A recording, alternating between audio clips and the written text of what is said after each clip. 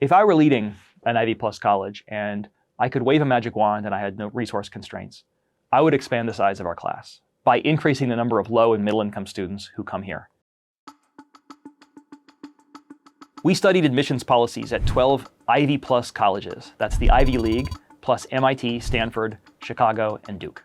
In this project, we linked data for more than 400 colleges and universities, representing 3.5 million students per year, about 15% of the undergraduate population in the US, to US tax records, which allowed us to measure not only the income of the students who attended the schools, but also their family incomes when they applied, so that we could look at generational privilege, look at whether low, middle, or high-income students are more likely to be admitted to Ivy Plus colleges. We found that high-income students were admitted to these colleges at higher rates.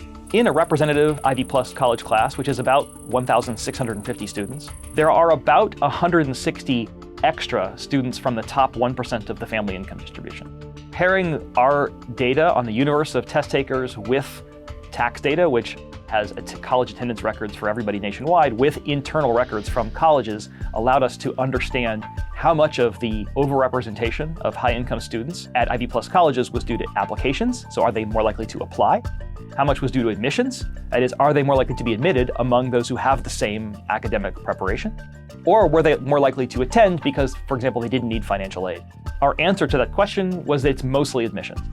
And within admission, it's really three different things. One is that students who are legacies, that is, students whose parents attended the same college, receive preferential treatment in admissions.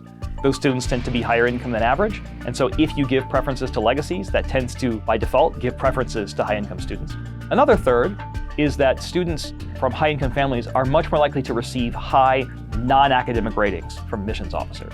They receive very high extracurricular ratings, very high personal rating, and the high-income students who receive those very high ratings tend to be concentrated in secular, expensive, private schools, many of which are in the Northeast or in the West. And then the third category was recruited athletes. There's nothing inherent about being an athlete that favors the rich, but it just turns out that at the Ivy Plus colleges we studied, students who are recruited athletes are disproportionately from the very highest income brackets. So you add all those things together, legacies, non-academic ratings, and recruited athletes. Those three things account for the admissions advantage for higher income students at Ivy Plus colleges. Is all this college admissions blood sport really worth it? Does it actually matter if you go to one of these schools? We found that these colleges really do matter for kids' outcomes, especially at the very top. If you're thinking about, if I go to Harvard or the University of Michigan, what are my chances of earning a comfortable upper middle class income? It's not that different for the two schools. The difference is if you want to be in the top 1% or the top 0.1% of your income bracket, you want to earn millions of dollars a year, you're far more likely to do that if you go to an Ivy Plus college. We found that students who are barely admitted off the wait list to one of these schools are about 50% more likely to be in the top 1% of their age group at age 33, even though Ivy Plus colleges in total enroll less than 1% of all college students. So they're very small in numbers, but their graduates occupy a disproportionate share of high earning and high status positions in society. And so they're important to study for that reason. So one of the things that surprised me and stood out to me in this study is the way that non-academic credentials play out in the admissions process. Admissions offices are actually much better at calibrating income differences on academic credentials. A low-income student who gets a 1450 on the SAT is not the same as a high-income student who gets a 1450 on the SAT. It's much harder to do that if you don't come from a privileged family.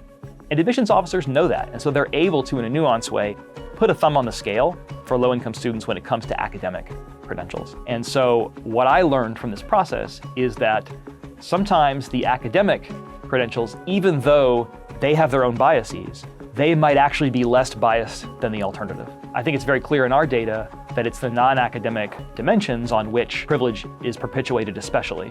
It made me think it might be important to return to a more academic focus in admissions. Not because I think that's the only thing that matters, but because I think that's the best chance we have of picking students who can really make the most of their time at a place like this.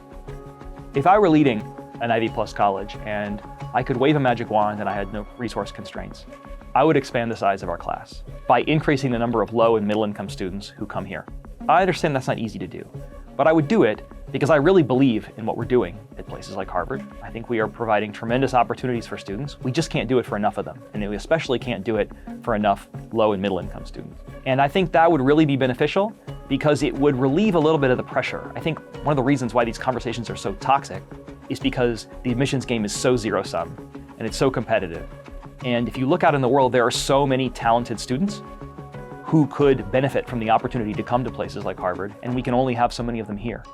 I think we change lives, and I want to do it for more people.